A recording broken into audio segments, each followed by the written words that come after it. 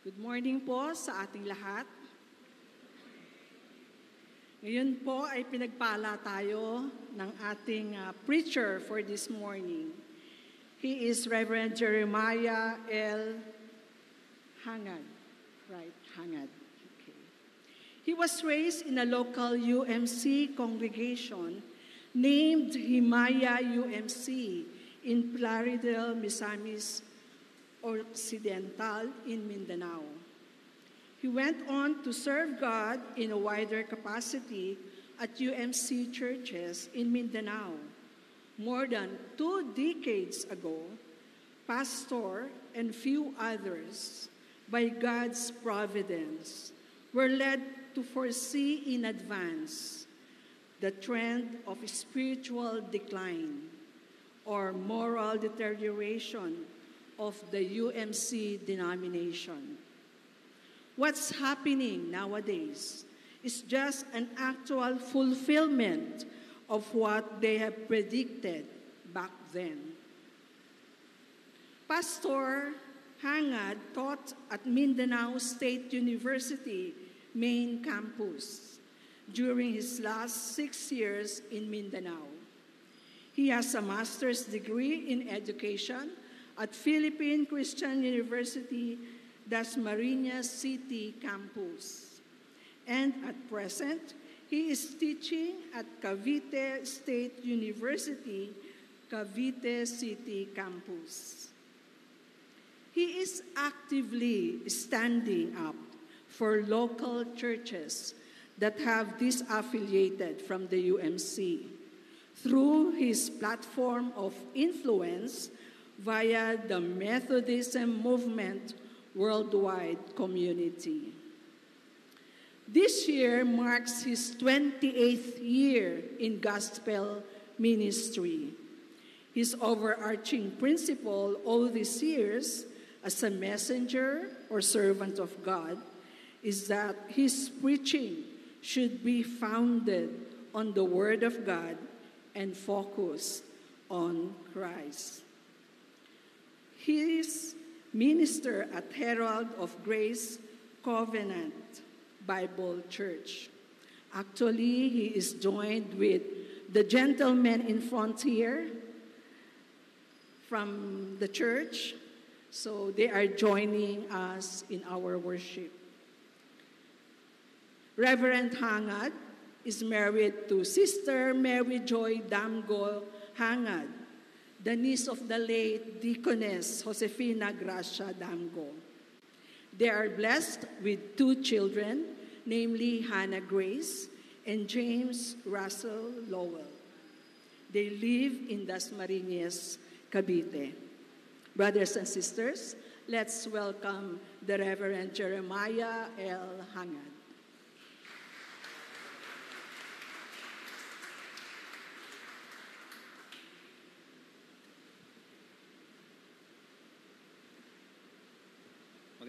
Magandang umaga po sa bawat isa sa atin.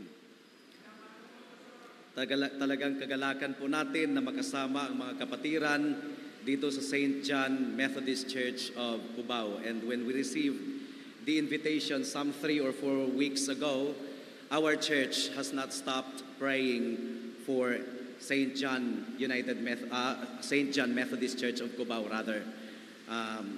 Particularly ang paglalahad ng salita ng Panginoon sa umagang ito. So in behalf of the Methodism Movement Worldwide Community and in behalf of the Herald of Grace Covenant Bible Church of Cavite, where I am ministering for 15 years now, ipinapaabot po natin ang ating pagbati sa mga kapatiran dito sa St. John Methodist Church of Cubao. And it's really a blessing na nakikita po natin ang dynamic ministry dito sa Cubao.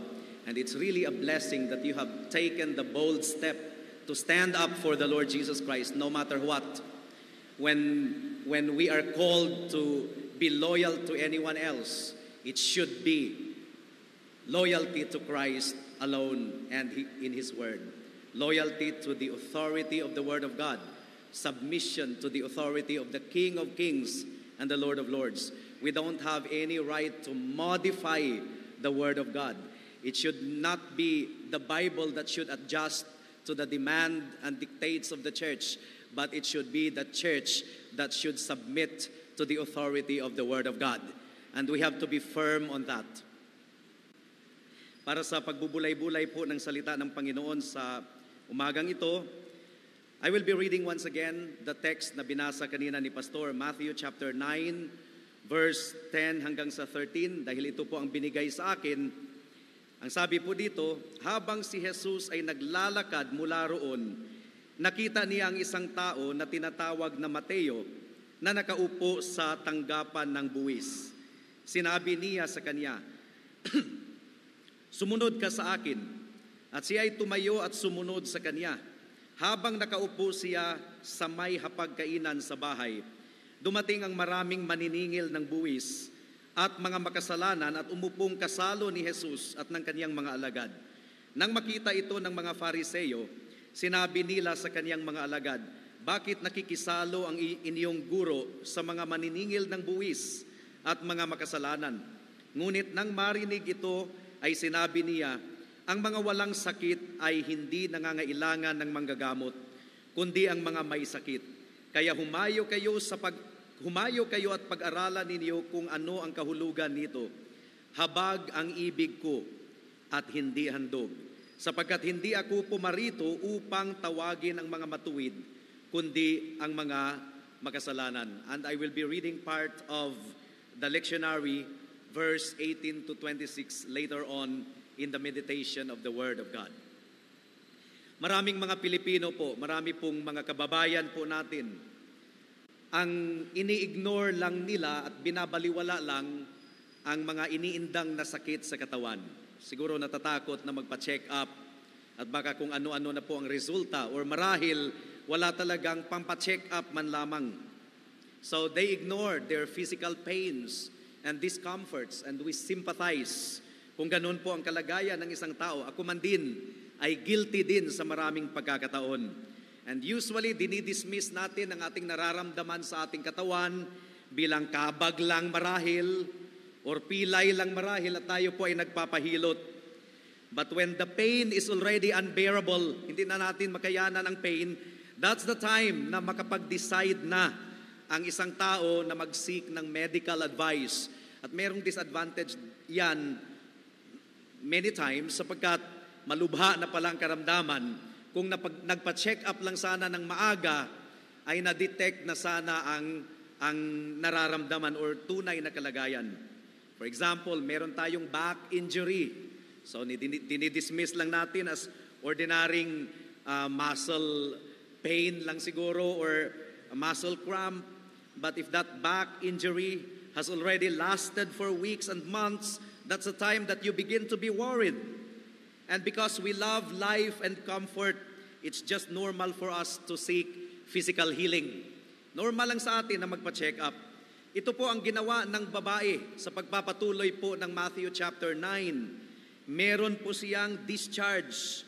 Meron siyang bleeding for 12 years. And so, she heard about the healing power of the Lord Jesus Christ, and she came and touched the fringe of His garment and got instantly healed. Ang sabi po dito, samantala may isang babaeng 12 taon nang dinudugo ang lumapit sa likuran niya at hinipo nito ang laylayan ng kanyang damit, sapagkat sinabi niya sa kanyang sarili, kung mahihipo ko lamang ang kanyang damit ay gagaling ako. Nang lumingon si Jesus at nakita siya, ay sinabi niya, anak, lakasan mo ang iyong loob, pinagaling ka ng iyong pananampalataya. Of course, understandably, pananampalataya kay Kristo. It's not talking about faith in a generic sense. Kasi merong mga taong may pananampalataya sa albularyo. May pananampalataya sa anting-anting. May pananampalataya sa good luck charm. But obviously, the context of the passage tells us na ang babae ay merong pananampalataya sa kapangyarihan ng ating Panginoong Hesukristo na magpagaling. Gumaling nga ang babae sa oras ding iyon. Now, there are things that we can improve, mga kapatid, mga kaibigan. Hindi po natin dapat binabaliwala ang mga simptoma na ating nararamdaman. Instead, kinakailangan na maging proactive tayo na tukuyin ang cause ng symptoms at ito ay madiagnose ng tama. Now, sa spiritual po nating buhay, mga kapatid, mga kaibigan, and I know that you and I can relate that there are times spiritually when we are on top of the mountain, we are spending close communion with God. We experience intimacy with God.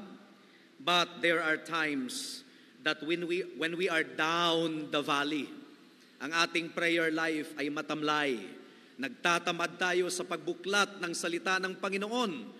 Nakalimutan natin, it's just a matter, the issue when it comes to meditating the Word of God is not lack of time. No, the issue is never lack of time. Each of us are given 24 hours a day. The issue is, katulad ng sinabi ng salmista, "Oh, how I love your law. It is my meditation all day." Dahil iniibig niya ang salita ng Diyos, siya ay nagbubulay-bulay nito. Ang issue pala ay hindi po lack of time. Ang issue ay lack of love sa salita ng ating Panginoon. But his delight is in the law of the Lord, and in his law he meditates day and night.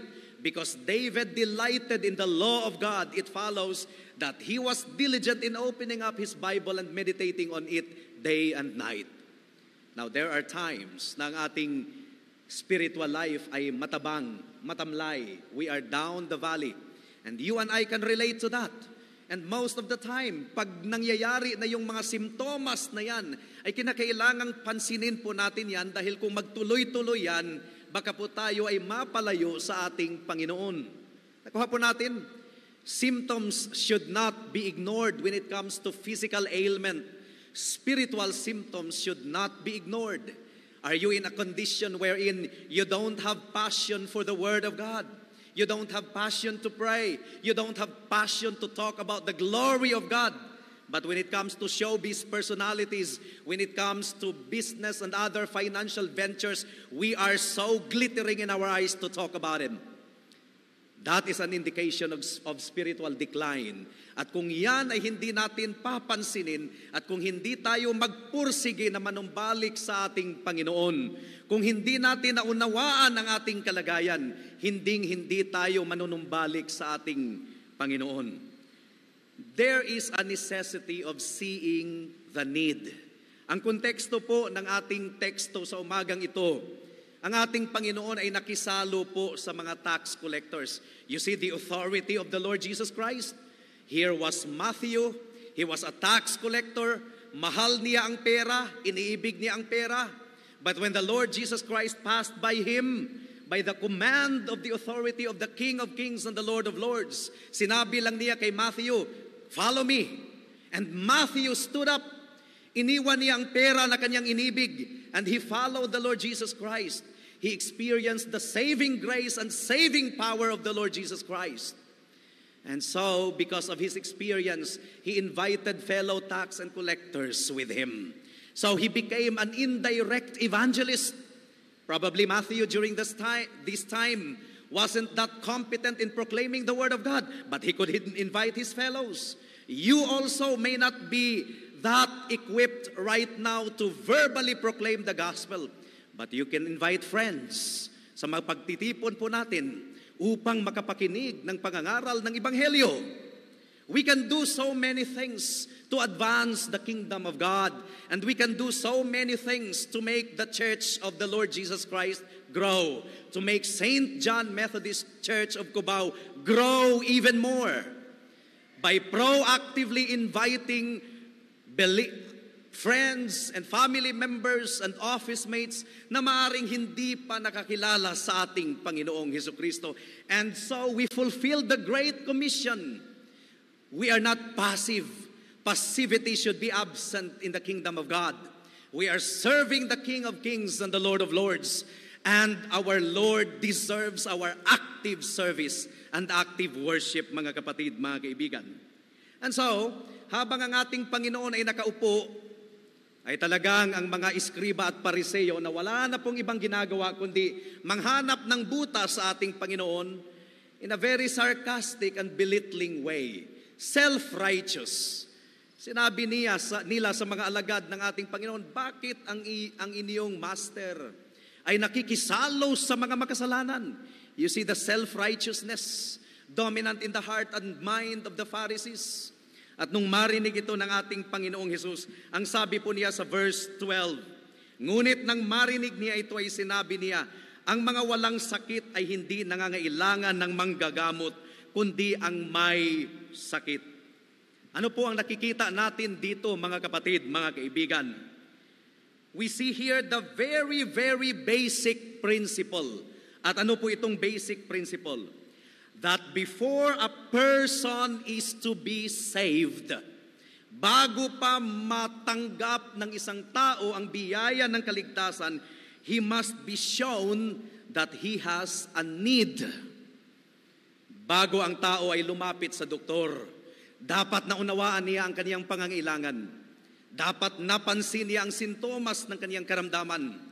At bago ang isang tao ay lumapit sa Panginoon at yumuko sa Kaniya at tumawag sa Kaniya at masumpungan niya ang biyaya ng kaligtasan mula sa Panginoon, kinakailangang makita ng tao ang kaniyang pangangailangan.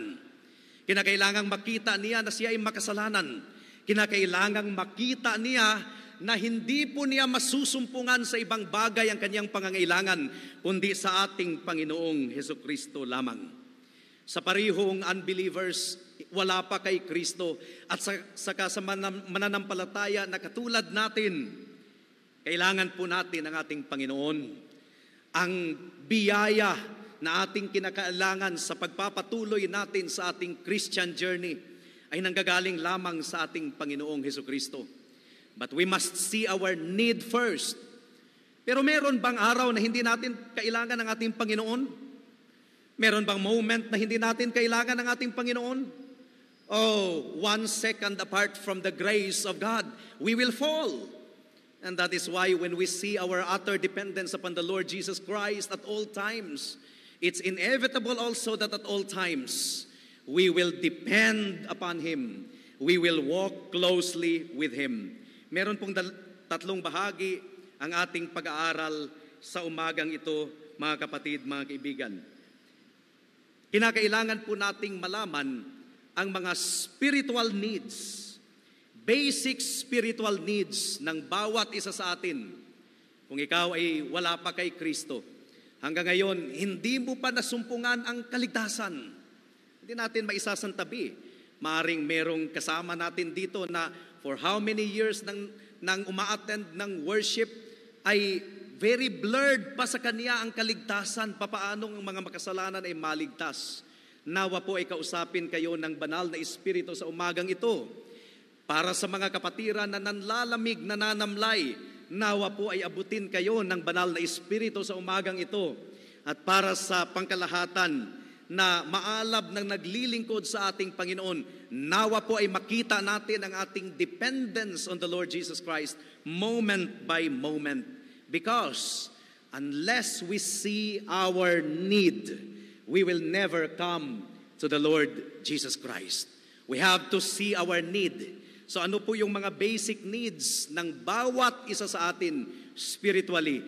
At dito po nakatuon ang ating pagbubulay-bulay sa umagang ito. Unang-una, people need to be shown that they are sinners.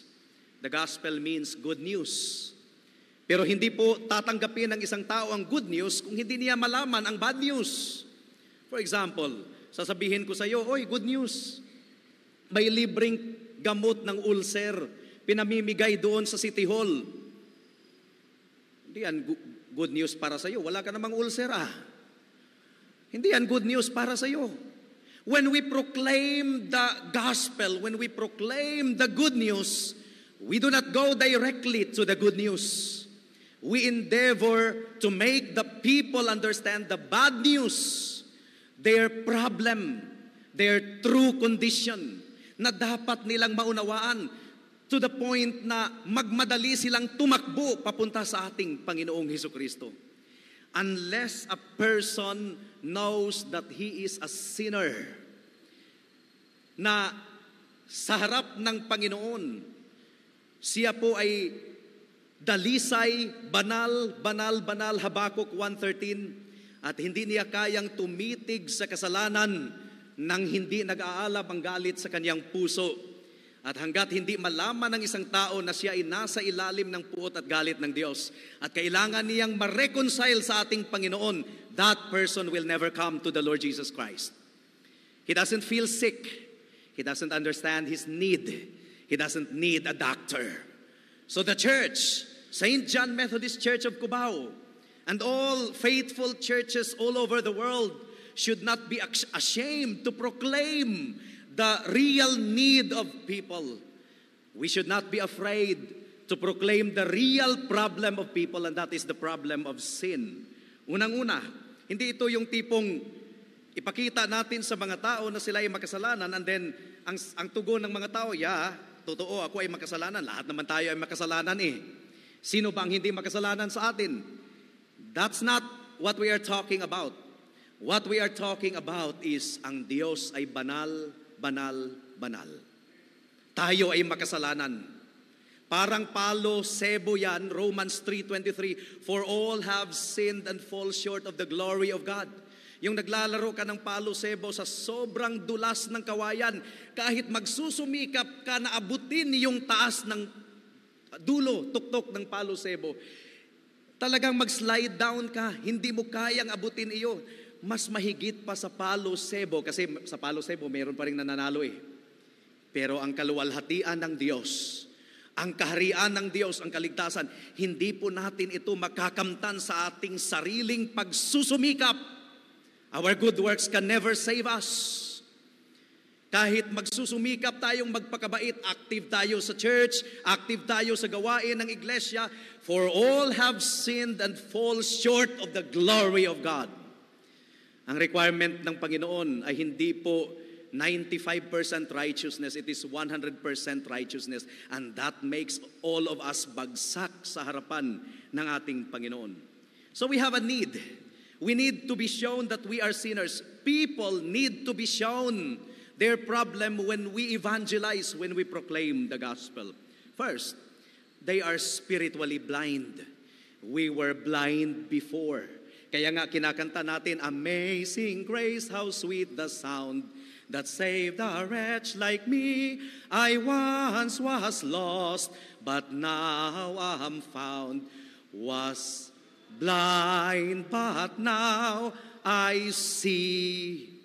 Nakuha natin, John Newton, the best friend of John Wesley. He penned that song. He was spiritually blind before, as all of us were. We were blind to our real condition, that we are sinners under God's wrath and condemnation. But now we see our sinfulness and the holiness of God. And that is why we run to Jesus Christ to avail of His saving grace. Malinaw na sinasabi ng salita ng Panginoon na ang lahat ng anak ni Adan ay spiritually blind. Ang problema po ng tao is siya po ay bulag. Bulag na kung hindi po siya ma-born again, maipanganak muli, hindi po niya makikita ang kaharian ng Diyos.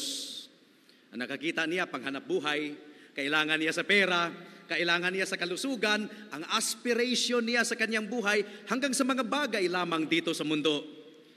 When the Lord Jesus Christ said, what profit is it for a man to gain the whole world and lose his own soul? Hindi niya nakikita, hindi niya naunawaan ang mga bagay na espiritual. Hindi siya lumalapit sa ating Panginoon sapagkat siya ay bulag at ang mensahe ng Ebanghelyo ay nakakubli sa kanya. Ang sabi po ni Apostle Paul sa 2 Corinthians chapter 4 verse 3 to 4, ang sabi po dito, at kahit ang aming Ebanghelyo ay natatalukbungan pa, ito ay may talukbong lamang sa mga napapahamak. Sa kanilang kalagayan, binulag ng Diyos ng sanlibutang ito ang pag-iisip ng mga hindi mananampalataya.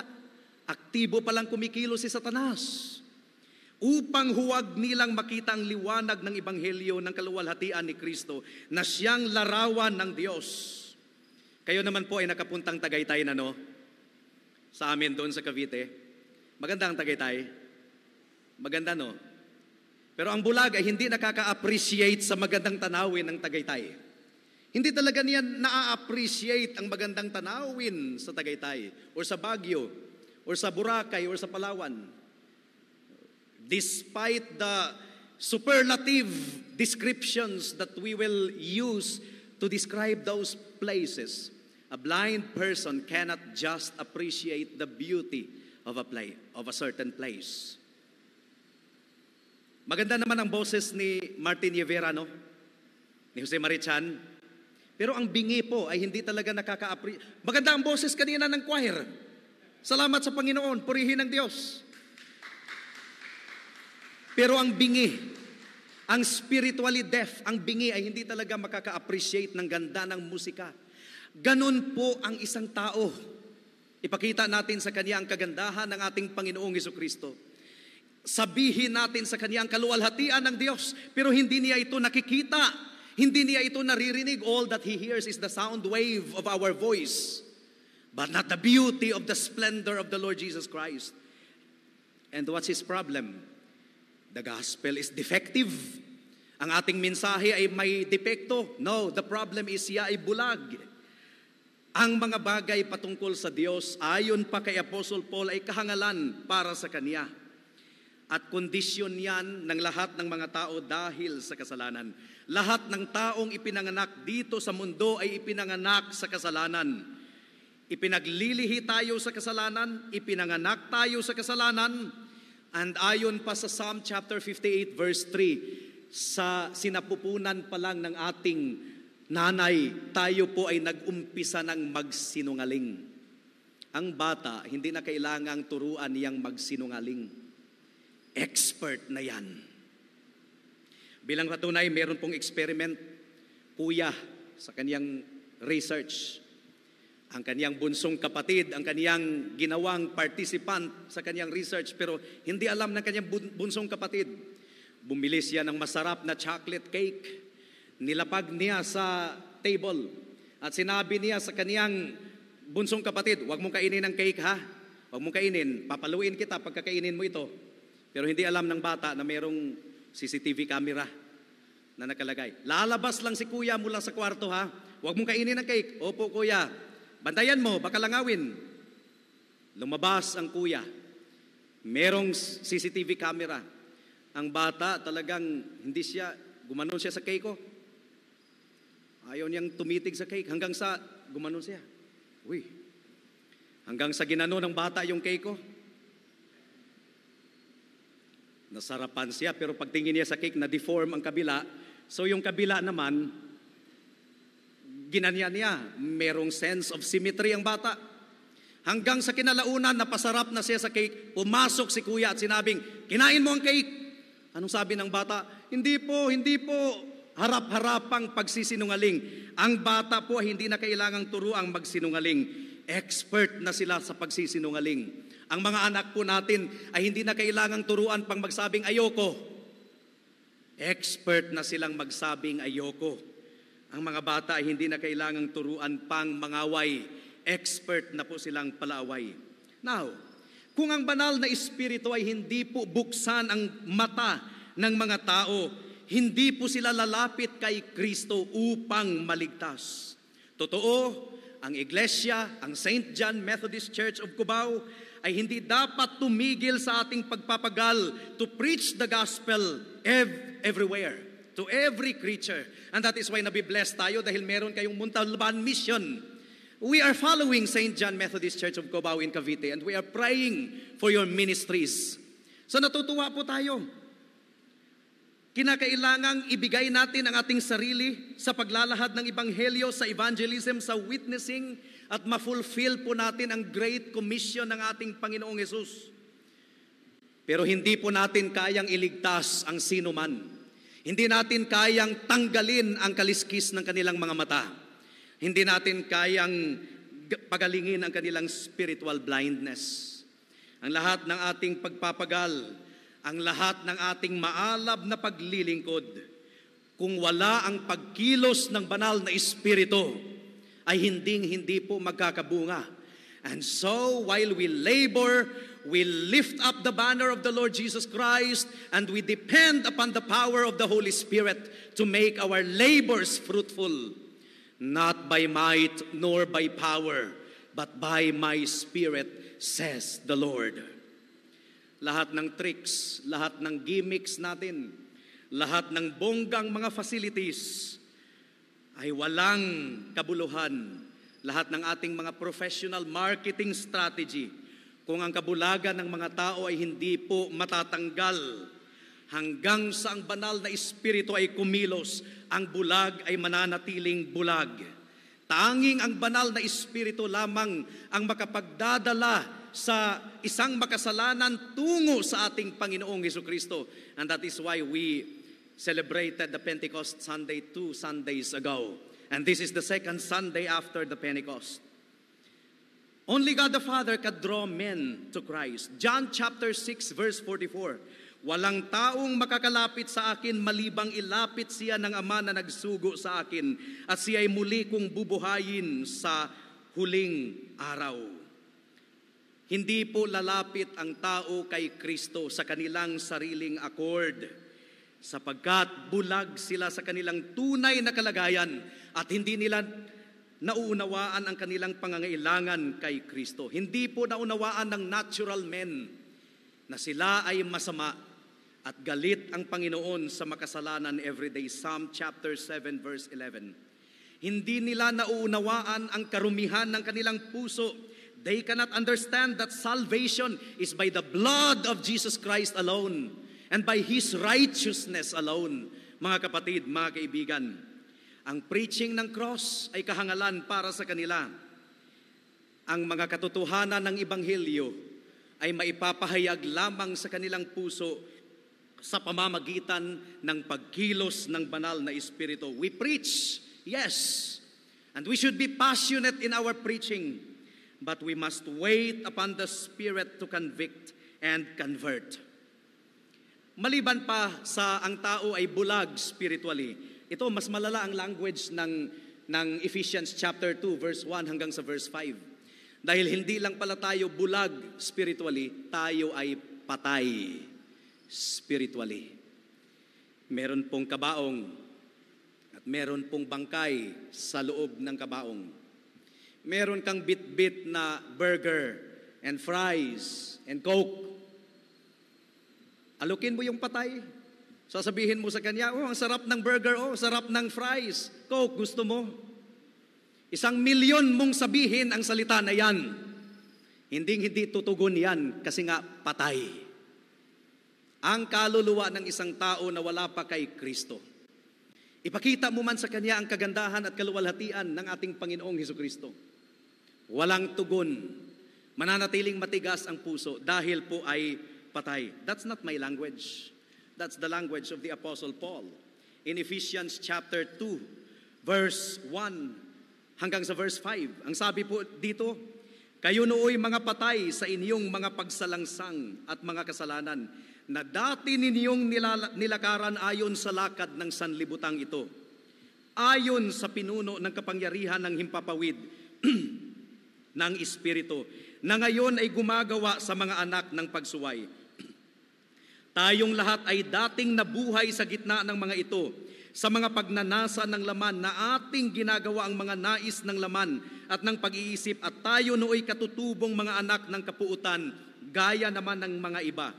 Ngunit ang Diyos palibhasay mayaman sa awa dahil sa kanyang malaking pag-ibig sa atin, maging noong tayo'y mga patay sa pamamagitan ng ating mga pagsuway, binuhay niya tayo kay Kristo. Sa pamamagitan ng biyaya, kayo'y naligtas. Ano kaya ang mararamdaman ninyo, no? Kung merong bangkay dito sa gitna at ang nakalagay dyan ay biglang babangon at humingi ng tubig. Ano kaya mararamdaman ninyo, no? Magsisipagtakbuhan siguro tayo sa takot. Pero yun po ang nangyayari sa isang makasalanan na binuhay ng Panginoon ang dating patay na kaluluwa. Binuhay ng Panginoon sa pamamagitan ng pangangaral ng gospel. While the gospel is preached, the Holy Spirit works in the dead soul of a person. And he begins to see his need. And he sees the glory of the Lord Jesus Christ. And he stands up and runs to Jesus Christ at humiling sa Kanya ng Kanyang kaligtasan. Kaligtasan sa pamamagitan lamang ng Kanyang dugo at katuwiran.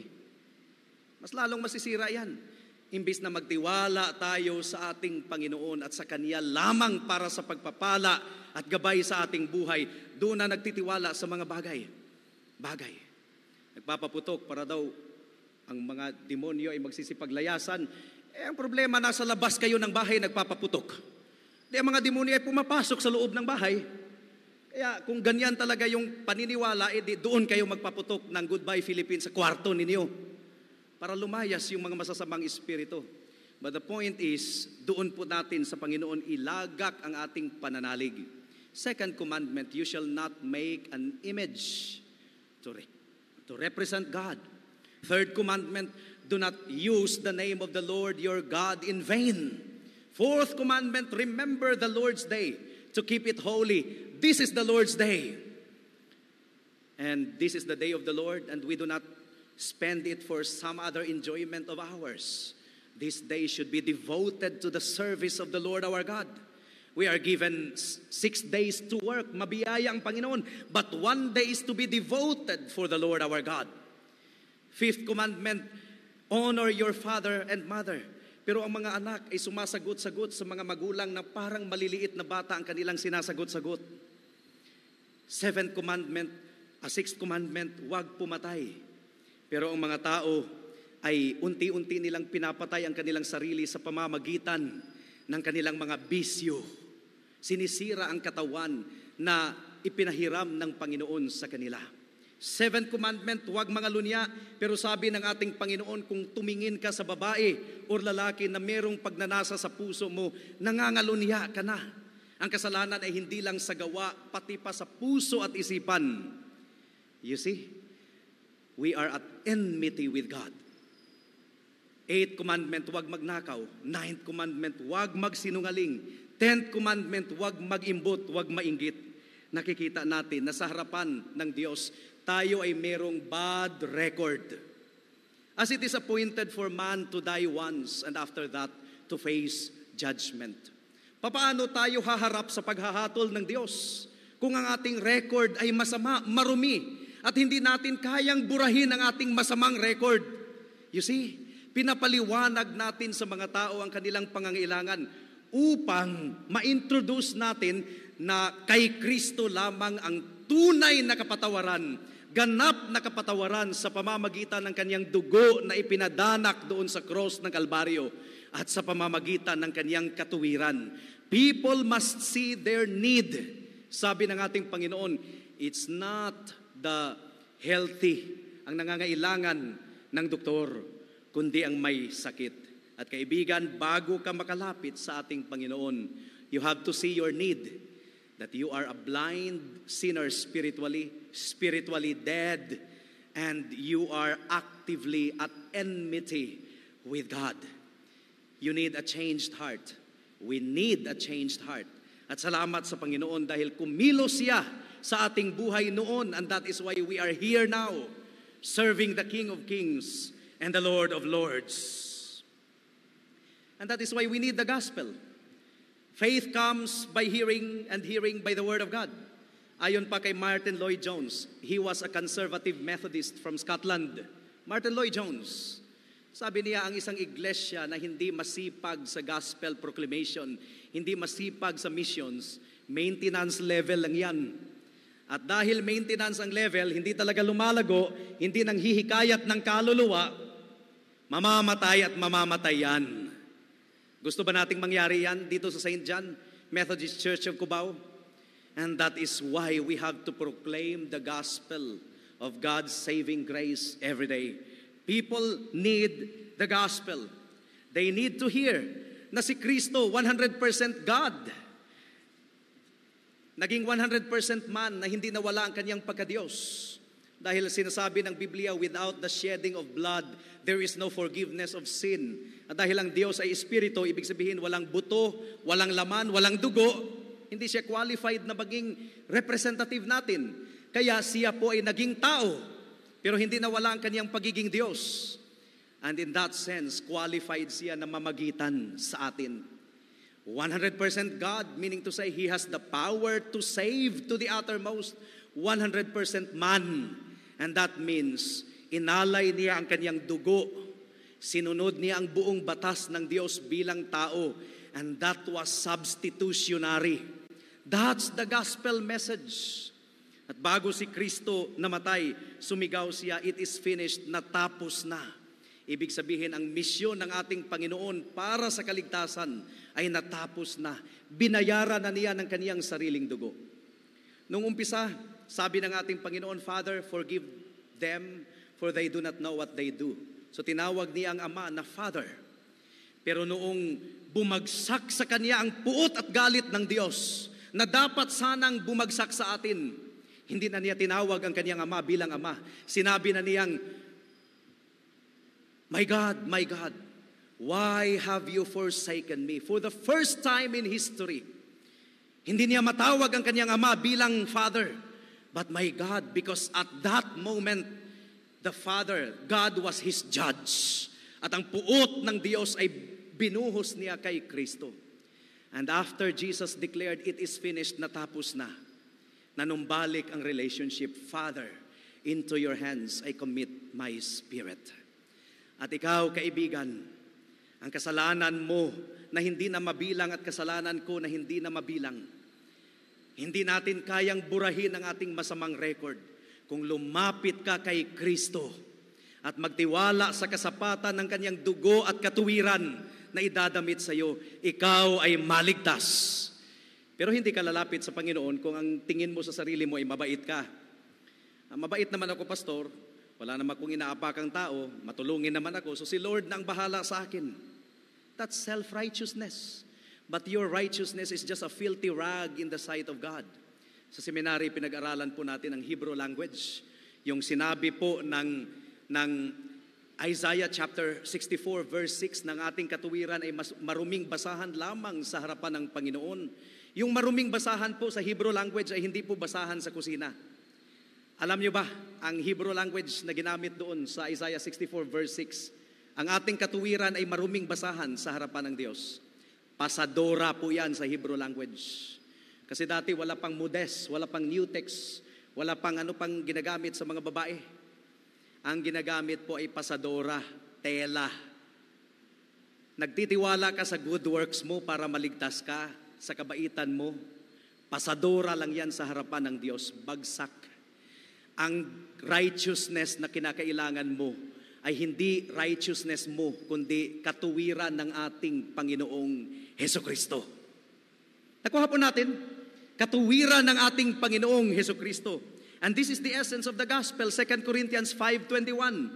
Para sa ating kapakanan, ginawa niyang may kasalanan siya na hindi nakakilala ng kasalanan, upang sa Kanya tayo'y maging katuwiran ng Diyos. At kung ang isang tao ay nagtitiwala lamang kay Kristo, meron siyang buhay na walang hanggan. Ligtas siya, hindi lang mula sa impyerno. Marami kasing mga tao na gustong maligtas mula sa impyerno pero ayaw maligtas mula sa kanilang kasalanan. No, that's not the kind of salvation na binigay ng Panginoon sa atin. Matthew 1:21 says, "And you shall call His name Jesus, for He will save His people from hell." Ba ang sinabi dyan? No, from sin. Salvation from hell is already given. Pero ang kaligtasan na binigay ng Diyos ay kaligtasan mula sa pagkaalipin sa kasalanan. Kaya meron talagang pagbabago ang isang taong tunay na nakakilala sa ating Panginoon. So you see, before a person can come to Christ, he needs to see his problem. A healthy person, ang self-righteous person na mabait sa kanilang sariling paningin, hindi sila lalapit sa Panginoon upang maligtas. And after salvation, bilang mga anak ng Diyos, what else do we need? Di ba, may mga times na nahuhulog tayo sa kasalanan. Dahil ang Diyos ang ating Ama, Hebrews chapter 12 verse 8, dinidisiplina niya tayo. We need discipline. Hindi lang pagpapala ang ibinibigay ng Panginoon sa kanyang mga tao, kundi pagpapalo din, pamamalo din. Hebrews chapter 12 verse 8, ang sabi dito, "Ngunit kung kayo ay hindi dinidisiplina na siyang nararanasan ng lahat, kung gayon kayo'y mga anak sa labas at hindi mga tunay na anak." So we need discipline. We need heavy providences. God doesn't want His people to become pampered people. May mga times talaga na ang thorn in the flesh ay pinagkakaloob ng Panginoon sa atin ng mabiyaya upang tayo ay lumago at lumapit sa Kanya. Sabi ng salmista, "It was good for me that I was afflicted because I learned to obey your law." At kung ikaw ay napalayo sa Panginoon, sa katapatan at awa ng Diyos, dinidisiplina kaniya upang ikaw ay manumbalik. Will you say amen to that? And finally, last of all, we need to be part of a local church body. There's no such thing as Lone Ranger Christian. Ang default setting po ng tao kung siya po ay hiwalay sa kawan ng Panginoon, sa local church, ang default setting ng tao ay talagang lalayo sa Panginoon. Magdidetour talaga yan. Kaya kailangan talaga natin ang iglesia upang gisingin tayo. Hebrews chapter 10 verse 24 to 25. Itong pagtitipon na ito, Sunday gathering, formal gathering, mahalaga yan sa ating kaluluwa. But it should be more than that. Ayon pa sa isang manunulat, alam natin ang kalusugan ng iglesia kung ang mga tao ay maalab na dumadalo sa mga small group Bible studies and fellowship and prayer meeting. One way to measure the spiritual barometer of the church is not through Sunday gathering, dahil generally marami talaga ang pupunta dito sa church. Malalaman talaga natin ang paglagong espiritual ng isang iglesia kung sa pagtitipon sa pananalangin ay dumadalo at sa mga fellowships. Merong ugnayan sa isa't isa.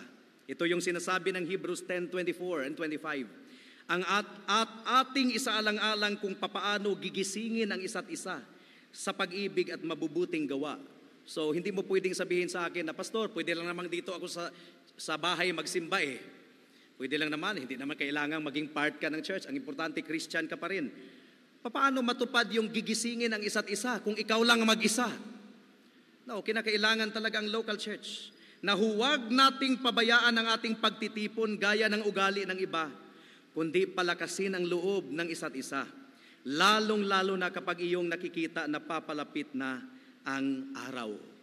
Kung isum up natin ang ating pangangailangan, mga kapatid, mga kaibigan, kailangan natin ang biyaya ng ating Panginoon.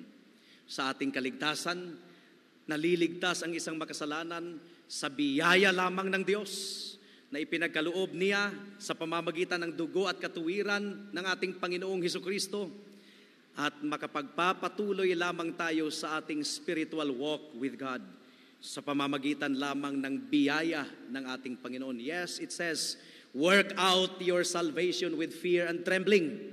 Huwag tayong tumigil dyan kasi ang karugtong niyan, because it is He who works in you to will and to do according to His good pleasure. We are able to work out because God works in us. Never for a moment na hindi natin kailangan ang biyaya ng Diyos. If there is one word to describe St. John Methodist Church of Cubao, na ito ay mananatiling matapat hanggang sa pagbalik ng ating Panginoon, biyaya, grace. We are saved by grace and we are sustained by grace. And we have to faithfully proclaim the gospel of saving grace to the lost people. And may the grace of God enable us to do that. Kaibigan, kailangan mo si Kristo. Lumapit ka sa Kanya ngayon. Kung hindi ka pa tiyak sa kaligtasan mo, ikaw ay magsisi sa kasalanan mo. Aminin na ikaw ay makasalanan at hindi mo kayang iligtas ang sarili mo. Lumapit ka kay Kristo lamang, magtiwala sa Kanyang dugo at katuwiran, at ikaw po ay maligtas. For God so loved the world that He gave His only begotten Son, that whoever believes in Him shall not perish, but have eternal life. Tayo po ay manalangin. Salamat po aming Panginoon sa mensahe ninyo sa umagang ito. Hinihiling po namin ang bunga at pangako po ninyo, O Diyos, na hindi babalik sa inyo ang inyong salita sa walang kabuluhan. Magkakabunga at magkakabunga ito. Your word is sharper than the two-edged sword. Ang confidence po namin ay hindi po sa preacher, kundi sa kapangyarihan ninyo, sa kapangyarihan ng inyong salita. Salamat po, O Diyos. In Jesus' name we pray. Amen and amen.